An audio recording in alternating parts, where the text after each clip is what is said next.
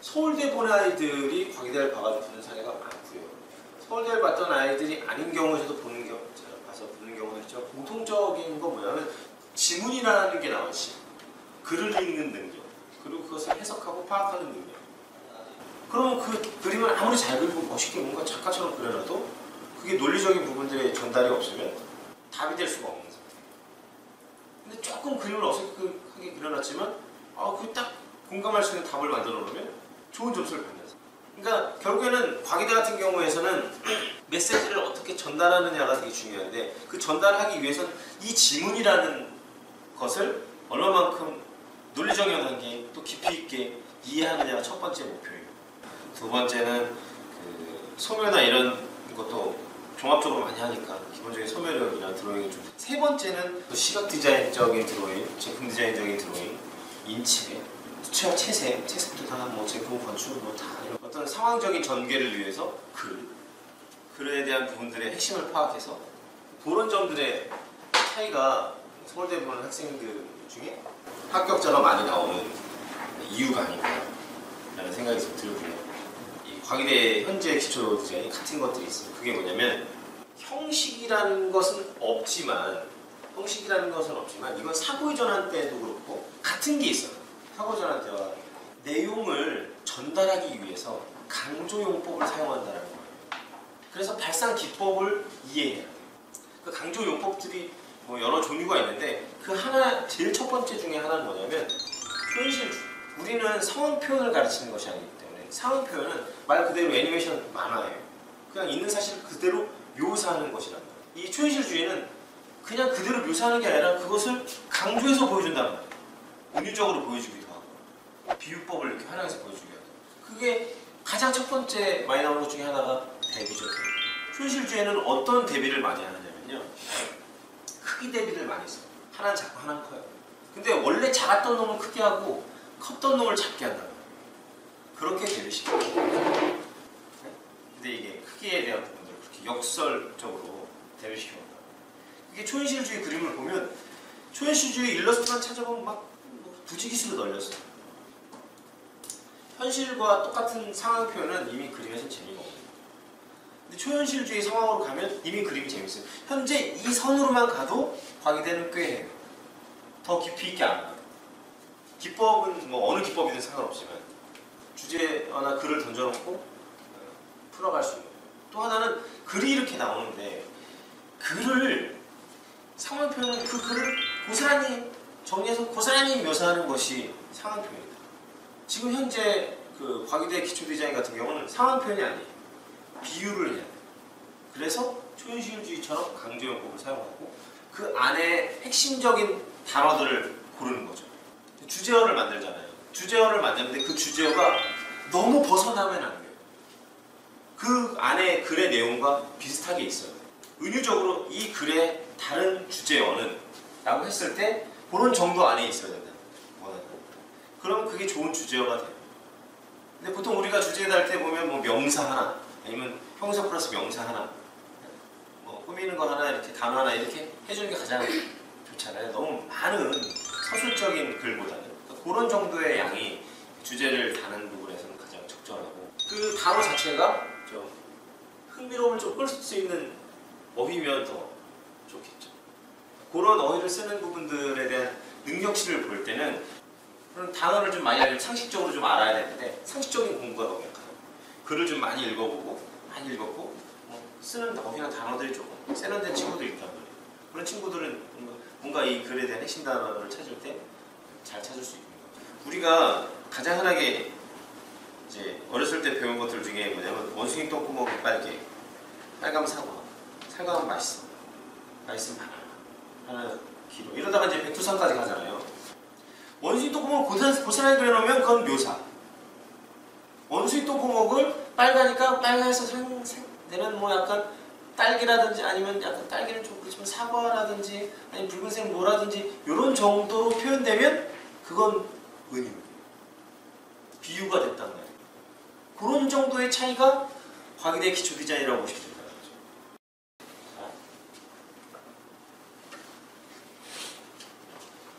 이렇게 문제가 나가죠. 그죠? 3절지 살려지고 여기 이제 이게 2013년도 실기대회였었어요. 이제 글이 보통 이런 정도 양의 글들이 많이 나왔죠. 처음에는 굉장히 이게 어려웠던 내용이었거든요. 뭘 요구하는 것인가. 근데 이제 실기대회를 거치고 몇 번에 이걸 반복하면서 그림들이 좀 탄생하면서 보니까 사고전환하고는 크게 다른 부분은 없었다. 걸어간다 뭐 그런 내용으로 전반적으로 있는 거죠. 그런 내용 안에 새로운 저 글을 대표할 수 있는 새로운 하나의 그 제목을 만드는 과정이 필요한 거죠. 대상이었죠. 아까 그 뭔가 걸어간다 막 이랬을 때 한참 걸어가는 거. 근데 이 대상 그림이 보면 나를 돌아보는 여행. 저는 정확한 해석, 그 제시문에 대한 정확한 해석에 대한 제목, 그 제목과 어울리는 이 그림의 일러스트. 이 일러스트를 제작하고 있는 제작 의도가 3일차로 떨어지면 거의 합격 안에 들어간다. 그럼 어찌됐건 결국에는 글부터 이해해야 돼요. 정확하게. 그래서 그 글에 대한 글은 묘사되어 있어요. 그러니까 그 글은 다 묘사로 이루어져 있다고 한다면 주제어는 핵심 언어로 답해주는 거예요. 묘사된 거예요. 그리고 핵심 언어의 주제어가 있다면 그 다음번에 그 주제어로 이 일러스트를 만들 때 이 일러스트는 강조용법을 사용해서 표현하는 것뿐이에요. 어떻게 강조할 것인가. 2014년도도 여기 보면 저는 이 그림도 되게 좋았다 이렇게 생각이 들거든요. 왜냐하면 해석과 제작 의도까지는 안 읽어봤지만 해석과 저 주제어에 대한 해석과 그 다음에 일러스트가 정확하게 맞아떨어지고 있다. 그 전에 사고의 전환이 애초에 주제어를 줬다고 한다면 지금의 이 과기대 기초 디자인은 주제어 전 단계 상황 묘사의 글을 하나 주는 거예요. 그래서 네가 그럼 그 주제어를 다뤄라, 만들어라. 그 단계가 되는 거죠. 그 사고 전환은 그 주제어를 예전에 심사위원이 냈다고 한다면 지금은 자기가 다른 거죠. 그 예전에 사고의 전환을 하다가 사고의 전환에서 한 단계를 업그레이드했다고 저는 보고 있는 거예요. 더 많은 글의 문장을 주고 상황 묘사되는 글의 문장을 주고 핵심 단어들을 주제어로 자기 스스로 선정해라 라고 아이들한테 권한을 준 거란 말이에요. 권한을 주고 그 권한에 맞게끔 그럼 그 자기가 만든 주제어를 논리적으로 해석해라. 해석해서 제작 의도를 줬고 일러스트를 만들고 그 그림에 대한 제작 의도를 정하고 이게 맞아 떨어져야지만 붙을 수밖에 없고 상을 줄 수밖에 없는 거죠. 합격 그림들을 보면요 너무 명쾌해요. 잡지사 인터뷰에서 한 내용이겠죠. 핵심은 주제어를 자기가 만드는데 제시된 문장에 대한 뜻을 명쾌하게 이해하고 그 문장을 대변할 수 있는 주제어를 만들어야 된다는 거죠. 핵심 주제어를 만들어주는 것이 아주 중요한 대목이고 그리고 그것들을 일러스트화 시켜주는 정확하게 자신에게 일러스트화 시켜주는 부분들이고 그렇지 않고 맨 처음에 주제어를 만들기 이전에 제시글을 고스란히 그리는 것은 그것은 그냥 묘사이기 때문에 제시글도 묘사고 그냥 묘사이기 때문에 묘사라는 것은 곧 상황 표현은 그냥 묘사거든요. 그 상황 고스란히 있는 그대로 화면 안에 공간 배치해가지고 그리는 것이라고 한다면 지금 현재 기초 디자인은 과기대 기초 디자인은 상황 표현적 묘사가 아니라 그것을 함축적인 단어로 먼저 해석하고 그 해석된 것을 시각 언어로 조형적으로 풀어내는 강조형법을 통해서 풀어내는 그 부분이 그 과기대 기초 디자인이라는 거죠. 실기고사의 평가 기준은 세 가지로 요약할 수 있다. 첫 번째는 인문학적 능력과 논리로 평가한다. 제시글을 읽고 그 안에 핵심적인 단어들을 주제어를 발췌해서 만들어내는 그것이 인문학적 능력과 논리를 평가한다는 거거든요. 두 번째는 관찰력과 상상력이다. 실물 또한 사진 이미지를 제공하지 않기 때문에 상상과 기억으로 사물을 표현하며 전달하는 능력을 넘나야 이 대목이 과기대 아이들이 워낙 그 여러 가지로 이제 그 서울대를 준비하면서 다양한 소재를 드로잉하고 표현을 하다 보니까 자연스럽게 표현할 수 있는 능력이 좀 생긴다는 거죠. 마지막으로 세 번째는 조형 능력과 표현력을 평가하는 주제와 제작 의도에 맞는 완성 능력 또한 중요하다. 이게 마지막 일러스트를 만들 때 그 일러스트의 그 기법적인 부분들은 별로 없어요. 제한적인 요소가 있다고 한다면 우리가 사용하는 재료적 제한뿐이 없다는 거죠. 하지만 아까 서두에 우리가 얘기한 것처럼 이 인문학적 능력과 논리력 이것은 1번으로 여기 나와 있는 것은 굉장히 중요해요. 왜냐하면 저게 첫 단추거든요. 저걸 잘못 깨는 순간 마지막 표현은 아무리 잘해봐야 의미가 없어진다는 거예요. 과기대 문제풀이 핵심은 주제어, 제시문장의 핵심을 은유적으로 조합한 단어 또는 형용사 플러스 명사의 조합, 디자인, 강조를 위한 화면 구성, 특히 초현실적 구성의 강조 응용. 제가 이렇게 이거는 제가 요약 정리를 한 거였는데요. 저거 말고도 방법은 많아요. 근데 초현실주의에서 사용되는 기법들이 제일 많단 말이에요. 그래서 이제 그런 것들을 틈틈이 한 번씩 그려보게끔 시키는 거죠, 아이들한테. 그래서 소재의 보편적 특징이 가장 두드러진 시점 활용. 어찌됐건 소묘는 그냥 그러기 때문에 한 보편적인 특징이 잘 드러나는 정도로 보여지는 것이 중요하다. 이런 정도라는 거죠.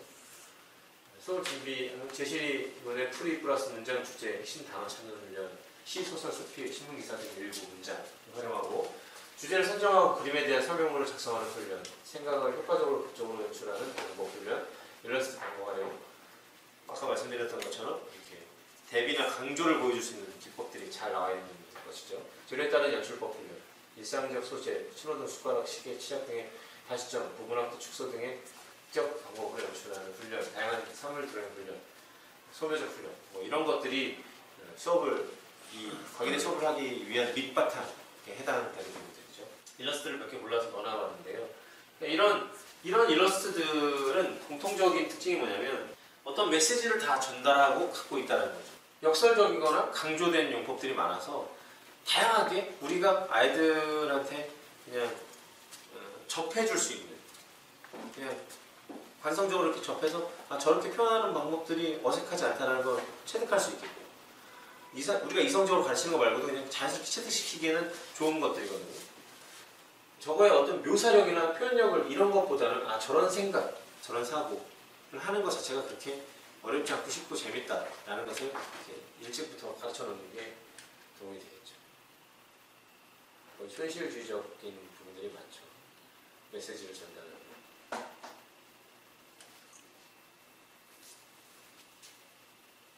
저희 아이들이 했던 그림들이죠. 꽤 멋있게 잘 그려요. 우리 해석이나 저런 것들이. 작년에 아이들이 시험 봤던 그림들이었는데.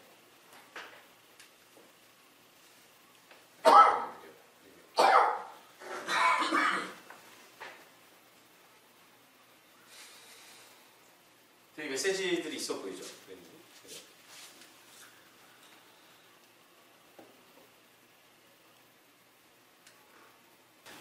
제가 보는 핵심으로 다시 한번 요점을 좀 정리하자면, 과기대는 아까 얘기한 것처럼 주제 선정에 대한 부분들의 능력이 필요하다. 그러려면 제시를 잘 읽고 해석을 하는 힘이 필요하고, 두 번째는 그것을 강조해서 표현할 수 있는 용법이 필요하다. 강조 용법은 아까 얘기한 것처럼 일러스트 광고는 그런 묘사가 된 것이 아니라 뭔가 은유적이고 대비적이고 비유할 수 있는 부분들의 화면 구성법이나 표현 기법들을 익혀놔야 된다. 그 다음에 이제 소소하게는 드로잉 능력과 소묘력을 익혀놓으면 과기대가 어느 정도 되고, 나머지는 이제 다단계 전형이니까 1단계를 통과할 수 있는 최소한, 정시 가서도 최소화될 수 있는 이런 것들이 받쳐져야지 되지 않나, 이렇게 생각합니다. 그러면 과기대 세미나를 이것으로 마치겠습니다. 감사합니다.